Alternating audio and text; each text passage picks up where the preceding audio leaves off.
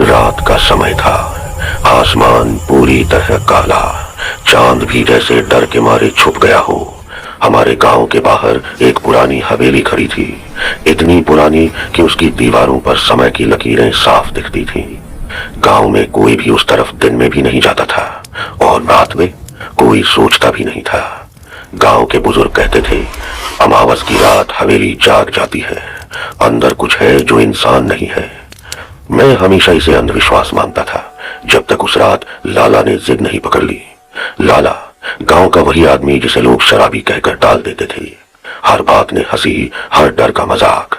उस रात अमावस थी, तेज ठंडी हवा चल रही थी, पेड़ों की पत्तियां ऐसे हिल रही थी जैसे कोई फुसफुसा रहा हो।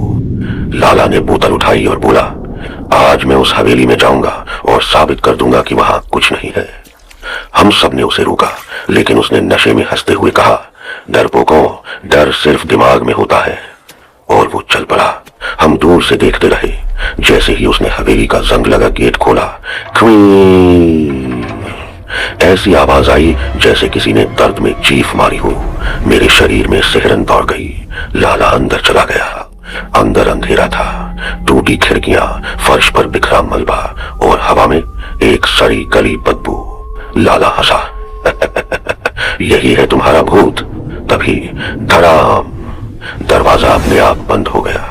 पूरी हवेली कांप उठी और फिर एक भारी गहरी आवाज गूंजी, तुम यहाँ क्यों आए हो? लाला का नशा उतर गया।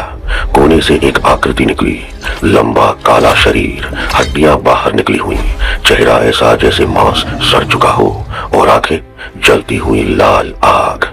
वो कोई इंसान नहीं था, वो कुछ और था। उसने कहा, ये हवेली मेरी है और यहाँ आने वाला कोई वापस नहीं जाता। लाला डर के मारे पीछे हटा, लेकिन शराब और घमंड ने उसे पागल बना दिया। उसने बोतल उठाई, देखता हूं तू क्या कर लेगा। बस यही उसकी आखिरी गलती थी। हवेली की दीवारों से खून जैसा तरल टपकने लगा। छत से अजीब सी फुसफुसाहटें आने लगी। हवेली जैसे जिंदा हो गई। लाला चीखा और बाहर भागने लगा, लेकिन उसकी आवाज बाहर तक नहीं पहुंची। उस रात किसी ने भी लाला को बाहर आते नहीं देखा। सुबह गांव वाले इकट्ठा हुए, हिम्मत करके हवेली के पास पहुंचे। दरवाजा खुला था। अंदर न लाला न कोई निशान, बस गेट के पास टूटी हुई शराब की बोतल। बुजुर्गों ने तब सच्चाई बताई। सालों पहले इस हवेली का मालिक एक लालची व्यापारी था।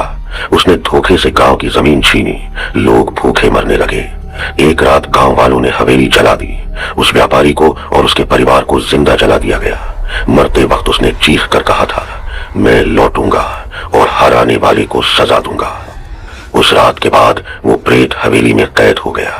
और लाला, कुछ लोग कहते हैं अमावस की रात हवेली की छत पर एक और साया दिखाई देता है, जो कभी कभी रोता है, कभी हंसता है। शायद वो लाला है। क्या आपको लगता है लाला सच में मर गया, या वो आज भी उसी हवेली में ही है? अपनी राय नीचे लिखो।